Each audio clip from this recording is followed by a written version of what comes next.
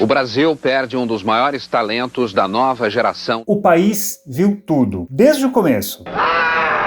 Um garoto cheio de vida, espontâneo, alegre. Quando eu subo no palco, eu realmente pinto outro personagem. Que de repente reapareceu abatido e magro. Tive num CTI pra morrer. Pouco se sabia sobre aquela doença. Não dava pra fazer quase nada pra evitar a morte e o julgamento público. Tá sempre muito associado o teu nome a AIDS. Você tá aidético? Não tô aidético, não. Mas esse cara decidiu enfrentar. Se jogou aos leões, foi atacado pela imprensa e foi embora em julho de 1990. No fim, teve muito sofrimento, bastante piada também e, sobretudo, muita coragem. Nesse vídeo, eu conto tudo sobre os últimos dias do Cazuza.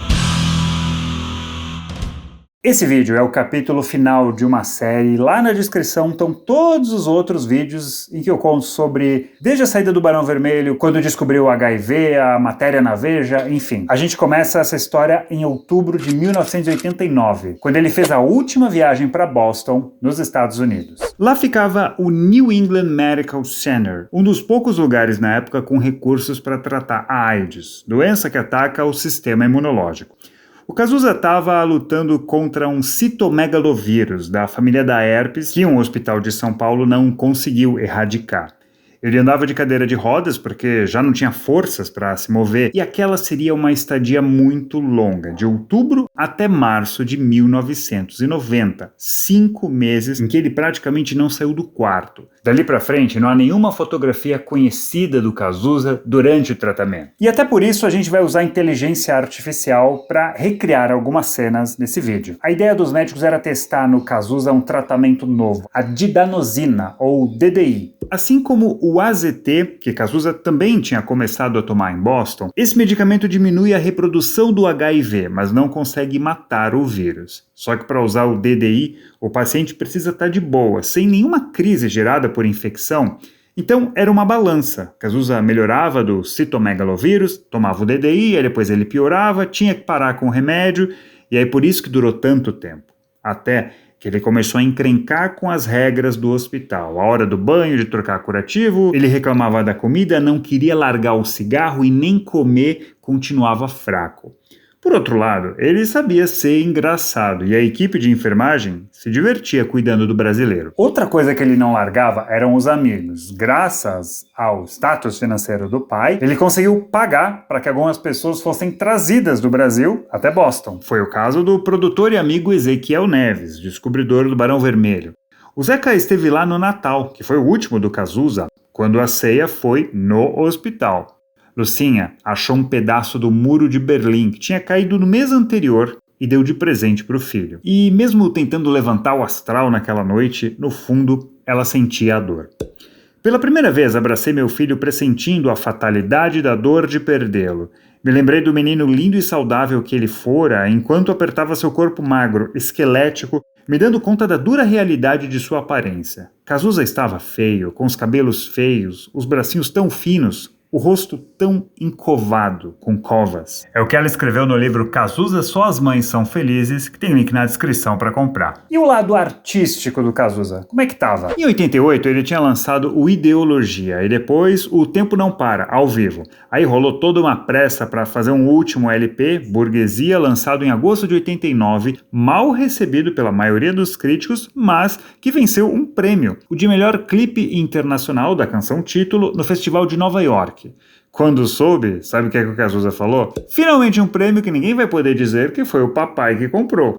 Pois é, mas o resultado do tratamento, cara, não era animador. Os médicos não conseguiam matar o citomegalovírus e aí não conseguiam administrar o DDI. Eles disseram pra Lucinha, não tem mais nada que a gente possa fazer pelo seu filho. Ela fez os caras adiarem a alta dele em 1 mês, querendo evitar o pior. Só que Cazuza não aguentava mais.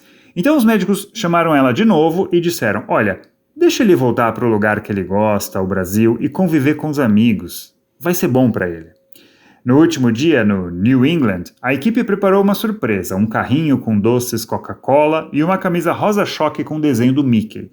Sheldon Wolf, líder da equipe médica, disse ao Cazuza, você deve ser uma pessoa muito especial, muita gente liga do Brasil para saber de você. Você tá de parabéns, Cazuza. Nunca vi uma família como a sua. Em 9 de março de 1990, no mesmo jatinho do Roberto Marinho da Globo, Cazuza voltava pela última vez ao Brasil. Ele queria morar sozinho no seu apartamento na Lagoa, maluquice, né? A mãe inventou uma desculpa e levou ele para a casa dos pais, em Ipanema, onde ela montou uma UTI, no quarto dela, inclusive, com cama hospitalar.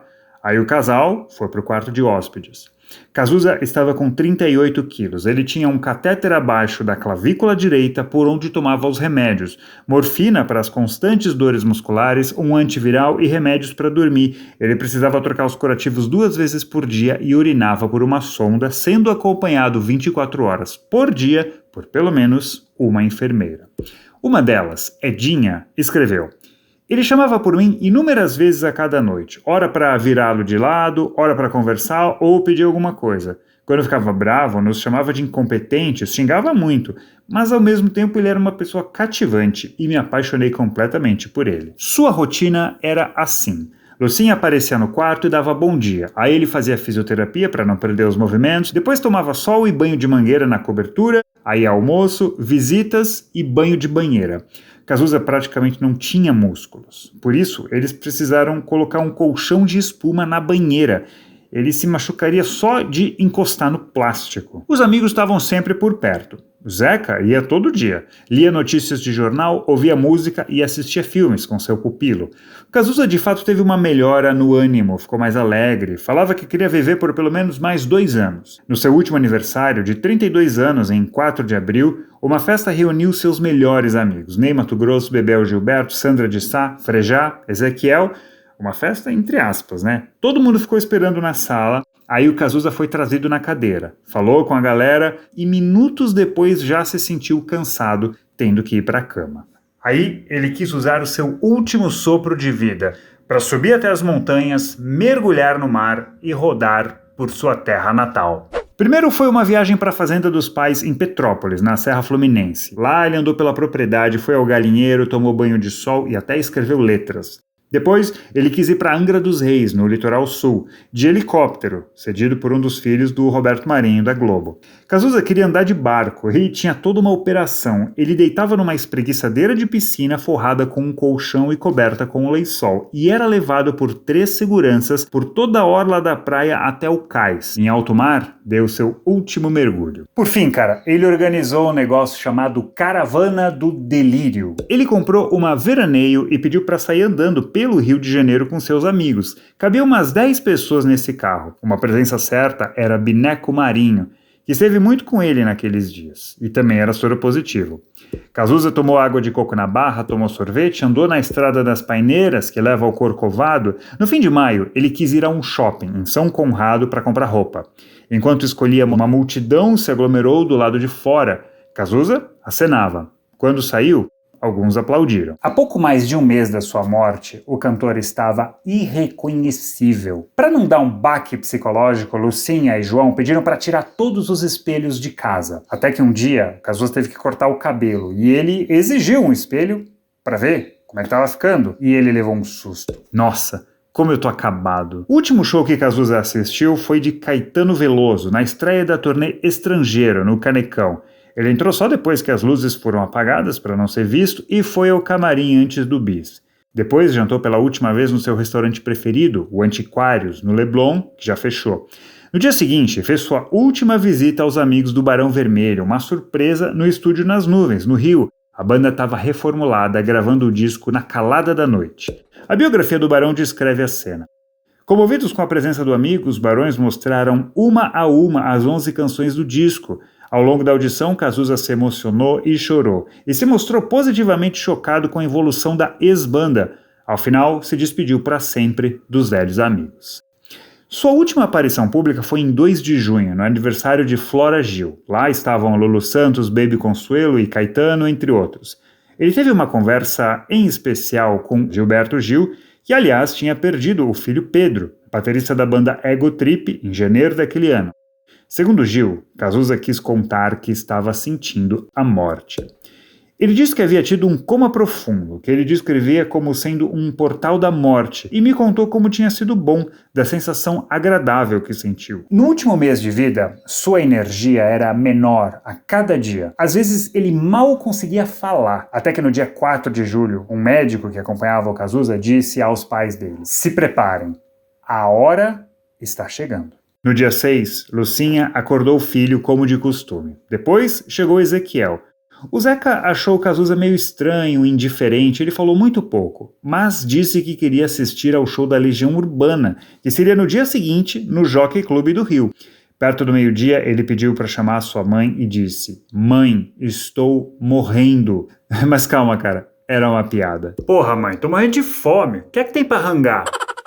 À noite, ele tomou seu último banho e precisava de 3 pessoas para isso. Uma delas foi o João, que se despediu do filho com um beijo na testa. Aí, ele comeu sua última refeição, um misto quente e um milkshake. Depois de colocar o filho na cama, o João ficou na sala, tentando dormir. Já era madrugada do dia 7, quando a enfermeira Edinha surgiu e falou: "O Cazuza não tá nada bem." Olha só o depoimento dela. 3 da manhã era o horário de Cazuza fazer a nebulização. Pela primeira vez em todo esse tempo de tratamento, ele fez um gesto desconhecido, arrancou a máscara e a jogou de lado.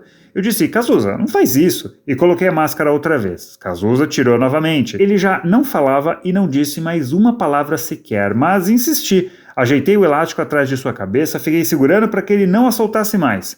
Às 6 da manhã, acordei para nova nebulização. Ele não se mexia, não abriu os olhos. Sua respiração estava pesada. Quando ela contou, João acordou Lucinha e eles chamaram um médico.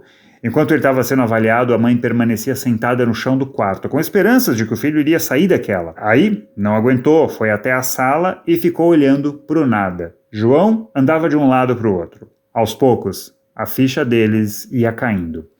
Quando ouviram o choro da enfermeira lá do quarto, não havia dúvidas. Cazuza estava morto. O cantor teve um choque séptico, que é quando uma infecção se espalha pelo corpo, no caso, provocada pela AIDS. Aí, a mãe foi se despedir do filho. Entrei no quarto, o abracei e lhe pedi perdão por tudo que eu fiz de errado, por toda a incompreensão, pela impaciência, por amar demais, por ter demorado a entendê-lo. E isso em voz alta, como se assim ele pudesse me escutar melhor. O casal sempre foi muito otimista e não antecipou absolutamente nada sobre a provável morte do Cazuza. Sepultura, roupa, todos esses detalhes foram vistos no dia. Para vestir o corpo de Cazuza, eles escolheram a roupa do seu último show, terno panamá branco e camisa de seda branca, manga curta. O enterro foi no cemitério São João Batista, no Botafogo. Lucinha quis o caixão fechado para preservar a imagem do Cazuza que o público conheceu. Foram muitos amigos, fãs e a imprensa. Eu acho que as pessoas especiais vivem pouco, mas vivem intensamente. Um bravo, né? Eu não posso falar muito, que eu estou um pouco emocionado, tá? Um pouco depois dessa entrevista, João não aguentou mais e teve que ir para casa. Lucinha ficou até o final, segurou o caixão junto de Ney Matogrosso e dos colegas do Barão Vermelho, entre outros. Ezequiel chegou atrasado. Quando recebeu a notícia da morte, ele cheirou tantas fileiras que desmaiou. Dezenas de fãs... As pessoas em volta cantavam as músicas dele, que foi sepultado às 4 da tarde. Com gritos, aplausos... Horas depois, no show que ele queria ter assistido, Renato Russo fez uma homenagem. Todo mundo da Legião gostaria de dedicar esse show ao Cazuza. O disco do Barão saiu no mês seguinte. A faixa O Poeta Está Vivo, que era uma letra da Dulce Quental, feita em homenagem ao Cazuza, só que escrita anos antes, acabou virando uma homenagem póstuma, uma espécie de hino. O poeta não morreu, foi ao inferno. Tempos depois, uma das enfermeiras que cuidou dele, Ana Maria da Costa, escreveu um livro afirmando que Cazuza teria aceitado Jesus pouco antes de morrer. Segundo ela, Cazuza pediu para que fossem lidos versículos bíblicos, para que ele se arrependesse dos seus pecados. Eu falei: olha, fala para Jesus que você o ama. Aí ele fez a oração comigo: Senhor, eu sou um pecador, eu sou o Cazuza, eu sou um pecador, eu aceito Jesus no meu coração. Lucinha, sua mãe, desmentiu as afirmações da enfermeira. De 82 a 85, ele gravou 3 discos com o Barão Vermelho e saiu, em julho daquele ano, para a carreira solo. Aí lançou 5 LPs em 5 anos, tempo em que conviveu com complicações pela AIDS e várias internações. Ele deixou diversas letras inéditas. Anos depois, sua mãe fundou a Sociedade Viva Cazuza para ajudar crianças soropositivas. João Araújo faleceu em 2013. A morte de Cazuza e a AIDS como um todo foram um soco no estômago daquela geração que revolucionou a música e os costumes no Brasil, respirando liberdade. E ao contrário do que previu a revista Veja meses antes, a obra dele continua muito viva ainda hoje. Era isso e até a próxima.